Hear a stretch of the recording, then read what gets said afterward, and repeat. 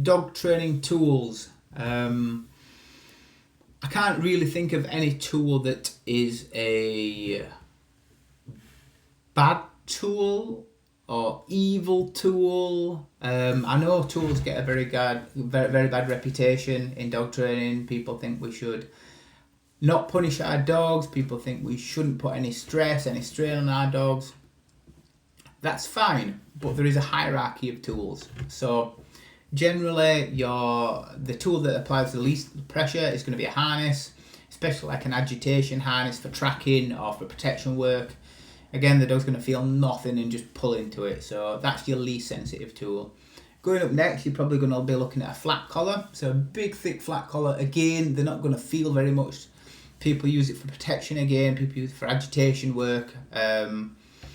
Next after that, I'm going to go with like a little skinny collar.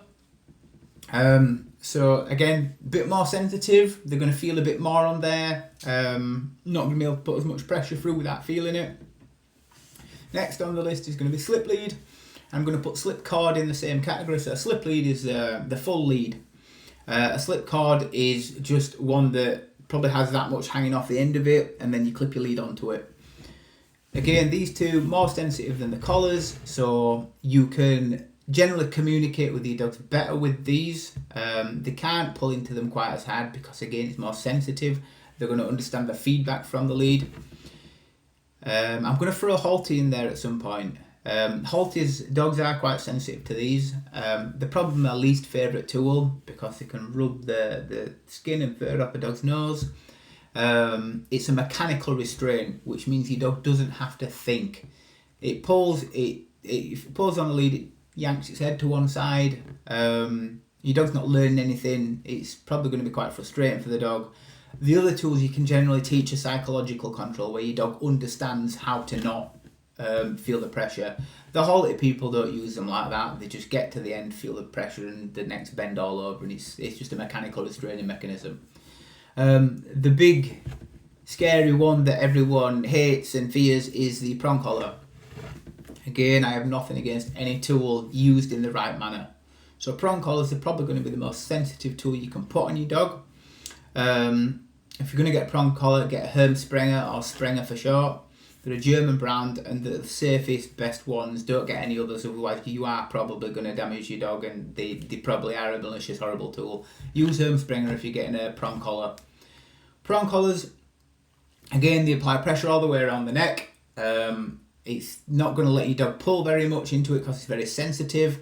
And so I think if you're a weak person, have a big, strong, stubborn dog that doesn't feel much, you're going to want something on the higher sensitivity. If you've got a very sensitive dog and you're a big, strong person, or somewhere in between those, you can probably have something that your dog's not going to be as sensitive to, like a harness or a flat collar. Big, strong, stubborn dogs, you can go tap, tap, tap, tap, tap with a slip cord or a prong collar, and they're going to go, oh, that's horrible, I'll ease off. You get one of them dogs on a harness and they're going to drag you all over. You're not going to have a chance. So in the same respect, with my little Labrador who's a softie, I could put a harness on her and probably put a little bit of pressure on a harness and she'll go, oh, that's awful, I'll not pull anymore. So it really depends on your dog. It really depends on you and how strong you are and able to control your dog as well. So my summary from this, there isn't a bad tool. There is a bad way to use tools. And have a think about the hierarchy of sensitivity of the tools as well. If you've got a big, stubborn, strong dog, bull breed like mine, you might need to go with something that feels more sensitive to it. If you've got a little soft, sensitive dog like my Labrador, you can probably go with something a bit lower down and you're going to get the same response.